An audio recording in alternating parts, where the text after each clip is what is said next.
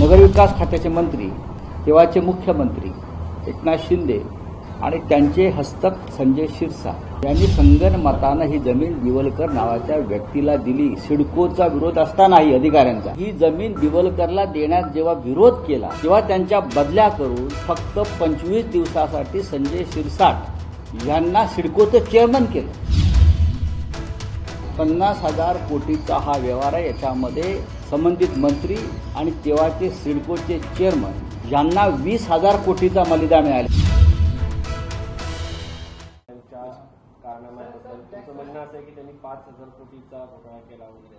आता मी अमित शहांना हे पत्र लिहून पुरावे दिलेले आहे. महाराष्ट्रामध्ये कशा प्रकारचा भ्रष्टाचार सुरू आहे अमित शहांच्या आशीर्वादाने.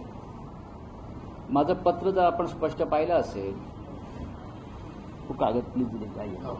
माझं पत्र जर आपण स्पष्ट पाहिलं असेल, मी त्यात लिहिलंय, हे सरकार, महाराष्ट्रातलं सरकार हे आपल्या कृपेने सुरू.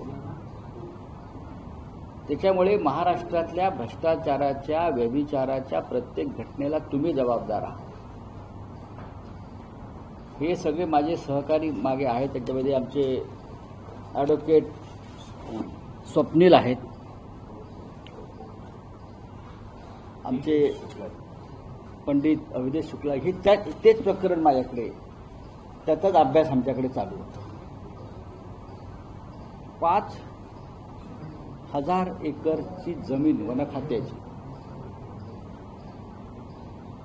जी बिवलकर नावाच्या व्यक्तीच्या मालकीचीच नाही. बरोबर ना वकील साहेब? जी बिवलकर नावाच्या व्यक्तीची मालकीची नाही, ज्याच्यावर सर्वोच्च न्यायालयाचा, कोर्टाचा स्टे आहे, अशी जमीन नगरविकास खात्याचे मंत्री, तेव्हाचे मुख्यमंत्री एकनाथ शिंदे आणि त्यांचे हस्तक संजय शिरसाट यांनी संगनमतानं ही जमीन बिवलकर नावाच्या व्यक्तीला दिली. सिडकोचा विरोध असतानाही अधिकाऱ्यांचा, कारण त्या जमिनीवर त्यांचा अधिकारच नाही. 5,000 कोटीमध्ये, 5,000 एकरमध्ये झालं काय? प्रकल्पग्रस्तांना जमिनी मिळत नाहीयेत नवी मुंबई आणि रायगडमध्ये. या जमिनीची बाजारभावाची किंमत 50,000 कोटी आहे. सर्व अधिकाऱ्यांनी ही जमीन बिवलकरला देण्यात जेव्हा विरोध केला तेव्हा त्यांच्या बदल्या करून फक्त 25 दिवसासाठी संजय शिरसाट यांना सिडकोचं चेअरमन केलं. फक्त हे आदेश काढण्यासाठी, फक्त 25 दिवसासाठी त्यांना चेअरमन केल्यावरती ही 5,000 एकर जमीन बिवलकर नावाच्या व्यक्तीला देण्याचा निर्णय झाला. त्यासाठी नियम आणि कायदा धाब्यावर बसवला.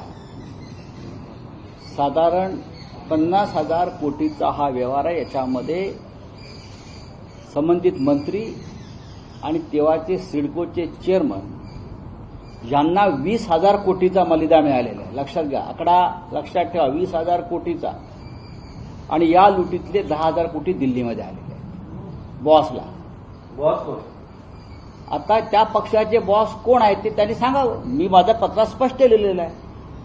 जेव्हा एक संसद सदस्य एक पत्र लिहितो, ते सुद्धा गृहमंत्र्यांना, आणि स्पष्ट सांगतो की याची चौकशी नाही, ते ताबडतोब एकनाथ शिंदे, संजय शिरसाट यांना मंत्रिमंडळातून बरखास्त करून त्यांच्यावर या भ्रष्टाचाराबद्दल गुन्हे दाखल केले पाहिजे. एसआयटीची स्थापना सोडून द्या, गुन्हे दाखल करून. हे मनी लॉन्ड्रिंगचं थेट प्रकरण आहे.